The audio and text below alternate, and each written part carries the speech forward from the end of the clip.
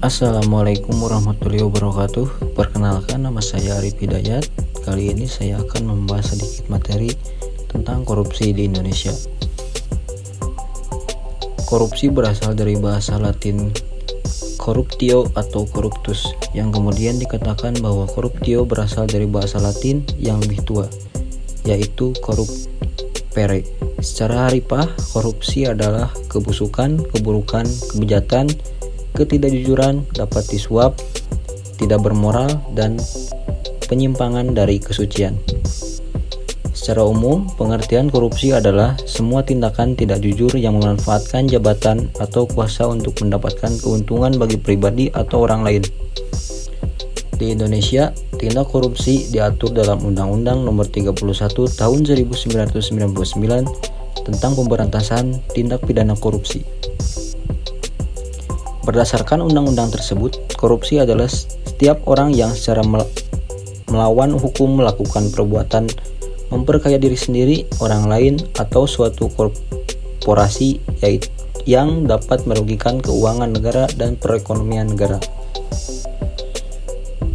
Melansir dari buku teori dan praktik pendidikan anti korupsi karya Sukiyat, korupsi adalah sesuatu yang busuk, jahat, dan merusak. Dengan demikian, korupsi dapat diartikan sebagai perbuatan menyangkut sesuatu yang bersifat amoral. Sifat dan keadaan yang busuk menyangkut jabatan instansi atau aparatur pemerintah. Penyelewengan kekuasaan dalam jabatan karena pemberian menyangkut faktor ekonomi dan politik serta penempatan keluarga atau golongan ke dalam kedinasan di bawah kekuasaan jabatan. Kemudian jenis-jenis korupsi.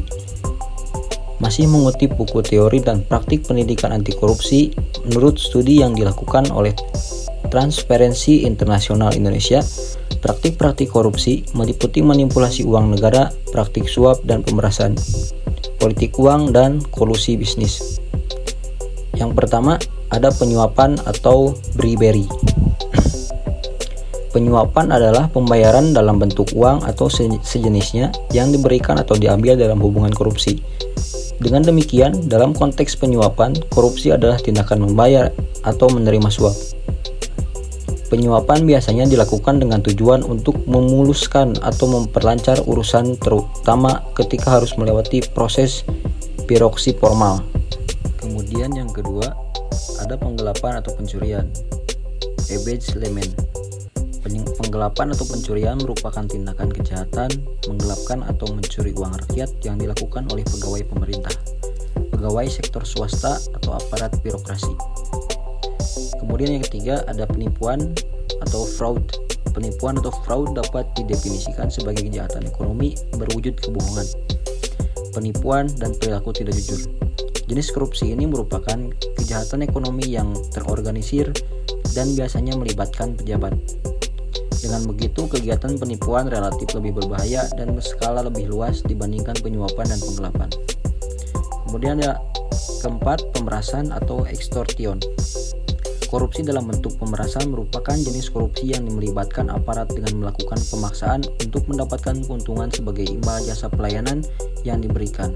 Pada umumnya, pemerasan dilakukan from above, yaitu dilakukan oleh aparat pemberi layanan terhadap warga. Kemudian yang kelima, ada favoritisme atau favoritis. Favoritisme dikenal juga dengan pilih kasih, merupakan tindak penyalahgunaan kekuasaan yang melibatkan tindak privatisasi sumber daya. Kemudian untuk cara memberantas korupsi di Indonesia, yang pertama ada represif. Strategi represif dilakukan dengan cara KPK menyeret koruptor ke pengadilan, membacakan tuntutan, serta menghadirkan para saksi beserta alat bukti yang menguatkan. Kemudian yang kedua, ada perbaikan sistem. Dalam strategi perbaikan sistem, KPK memberikan rekomendasi kepada kementerian atau lembaga terkait untuk melakukan langkah-langkah perbaikan. Selain itu, strategi ini juga dilakukan melalui penataan layanan publik melalui koordinasi dan supervisi pencegahan, serta mendorong transparansi penyelenggaraan negara.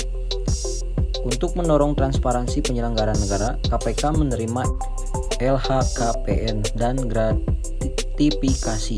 Kemudian yang ketiga, edukasi dan kampanye. Edukasi dan kampanye dilakukan sebagai bagian dari pencegahan dan memiliki peran strategis dalam pemberantasan korupsi. Melalui edukasi dan kampanye, KPK meningkatkan kesadaran masyarakat mengenai dampak korupsi, mengajak masyarakat untuk terlibat dalam gerakan pemberantasan korupsi, serta membangun perilaku dan budaya anti korupsi. Sekian materi dari saya, mohon maaf bila ada kekurangan dan kesalahan. Wabillahi taufiq wal hidayah. Wassalamualaikum warahmatullahi wabarakatuh.